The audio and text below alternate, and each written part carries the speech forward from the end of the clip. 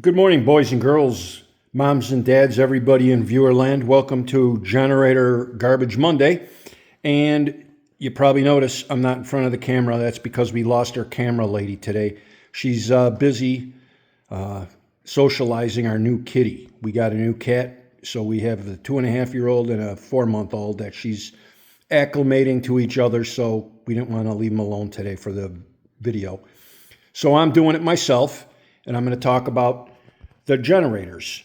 But you can see I have a bunch of things on this blanket here. I have a 5-gallon gas can that I use to fill it when I need it. It takes 7 gallons, so it'll take more than that 5. I have a 1-gallon can that I keep filled for the weekly runs, and I just pour a quart out of that. It's easier to measure a quart out of the 1-gallon can than it is a 5. You see the long black funnel there? That's the transmission funnel that I use to pour the gasoline into the generator so I don't spill. I have a quart of oil there. I have the deep purple, or the, we'll get a close-up of it for you, but it's royal purple. 10W30 is what that generator takes. And you'll notice that I have that orange funnel. Well, that orange little funnel works really handy for adding your oil into the generator. So that's what I use for the oil changes. It came with this little filter, little funnel, so I use that. You'll see we have our eye protection there. You should always have eye protection on when you're working with chemicals and fluids and anything anyway. So be safe, put your eye protection on. And then you'll see I have my crate here. Well, that crate is my emergency crate. So when the Generac doesn't start for me, if that ever happened, I would grab the crate and the generator, and I would have everything I need in the crate. I have the cord to go from the house transfer switch to the generator right there on the ground. I have my propane line with the wrench, so I already have the wrench in there. You don't have to go searching. I have some rags for wiping up oil spills or gasoline spills, anything that you might have. And then I have some chains and locks right there, because you want to secure your investment, because when you're in the house and it's out there running, you don't want to just leave the generator unlocked. So I run a lock on both sides to the frame, different directions. So I put 2 locks on it and try and make it a harder thing to steal. So if they see that, they're going to go get somebody else's generator that wasn't smart and didn't secure it. So you want to make sure that you secure your equipment. I have everything easy to grab. And you'll see I also have stable. And if you're going to run your generator and store it with gasoline in it, you should do stable at least. I don't recommend that, but if you just purchased your generator or you ran it and you put it away, has it been a month or more? Because the gasoline in the carburetor can go bad and gum up and create blockages inside that carburetor, and you don't want that. So if you pushed it outside, what would the signs of a blockage be? Well, it'd only run on choke. So it'd only run on full choke. So that's telling you got some kind of blockage in your carburetor. It's surging. It won't start.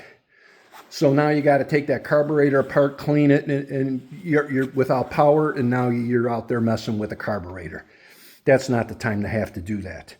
So what you need to do is take care of your equipment so it starts when needed. So use the right type of fuel. I know we've discussed this, and some places you can only get the fuel with ethanol, but you want to use 10% or less ethanol, and it's always better with no ethanol. Up here I'm lucky I can get the premium with no ethanol. It costs you more, but I don't care. So I buy the good stuff. That way it takes care of your equipment and it starts. Now the gasoline you see there, I rotate that in and out of our vehicles.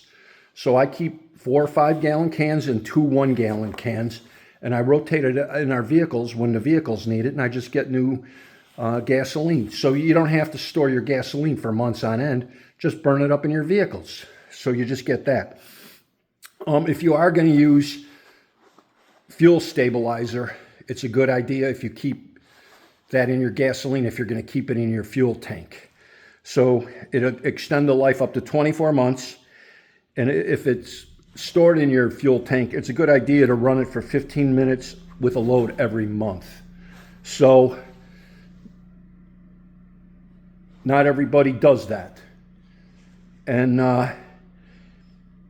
to remove your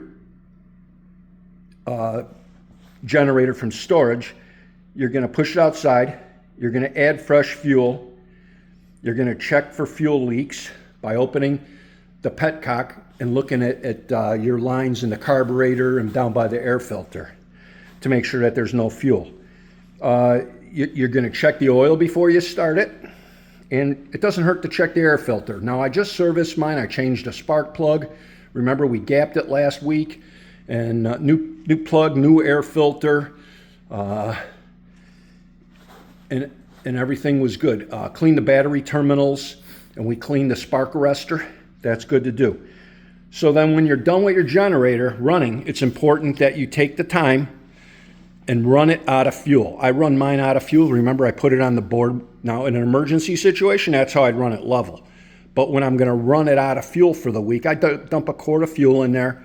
I let it run for the week, the day, for 15, 20 minutes with a load on it. And when I hear it's about to die, I unplug my vacuum, and that way it can cool down. So the generator runs, cools down, and then when it's out of fuel, shut the petcock off, and then go to full choke and try starting it a couple times, and it'll start and die, and let it do that and clean that carburetor out. So that's the good way to do that. So you want to take care of your equipment, make sure it's there for you, and right around on the back right here, you can see right here, this would be the drain on my carburetor. So you could open this, find that on your unit if you're going to store it for a long period of time, and drain it all out. So drain the gasoline that way too. But you want to store it without gasoline in the carb, and I run it without gasoline in the generator. So that's what we do for our portable. We're going to come back and start it, but right now our Generac is running. So we didn't catch the start today because they start with or without you, and they like to do that. This one, I have it set to start every week on Monday at 8 a.m. So it starts at 0859 seconds. But we'll see what it's running, so that's a good sign. It didn't pop a code, a red light. And if it did have a problem, it'd pop a code, a red light, and it'd tell you to stop it. Well, if it didn't. But you can see we have a nice green light. We did the battery service, changed the oil, changed the air filter, changed the plugs, and we gapped the valves. So everything's set on this baby. I keep it clean, as you can see. She's running nice. She runs for 5 minutes. Now the dealer did tell me that I do a good job in the winter. If I don't have a power failure for like a month or two, I'll come out and I'll flip my transfer switch and let it produce power for the house. That way it's got a load on it, it's running, and it's running longer than 5 minutes. See, these 5-minute runs that these things do isn't really good for the oil because you get moisture in the oil. So when you pull the dipstick, you'll see like little white dots on your oil. Well, that's just water in your oil. It's not the worst thing that can happen to it, but Generac's coming out with a new oil that's going to prevent that. But what you do to get rid of that is just start it in the winter from the condensation, and you let it run for 45 minutes, and it burns all that moisture out of your oil for you. So this thing is going to run for its 5 minutes. It'll shut down, and that's it.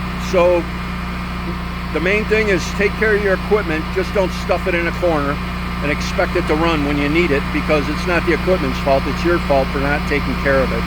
So take care of your stuff, it'll take care of you. Be safe out there. Remember, don't ever backfeed into a house. You want to do it with a transfer switch or an interlock, and that's the only safe way to backfeed a portable into a house. Always have a working smoke alarm in the house, battery backup, and a Battery backup CO. We keep stressing that too. And you'll notice the windows are closed on my house. It's cold, but in the summer, you would want it closed too to prevent the CO from coming in your house. So it's shut off. Everything checked out. We're doing good. Be safe out there. And these videos are for entertainment, fun purposes only. And I hope you all have fun and you learn something. And look forward to talking to you later. Bye.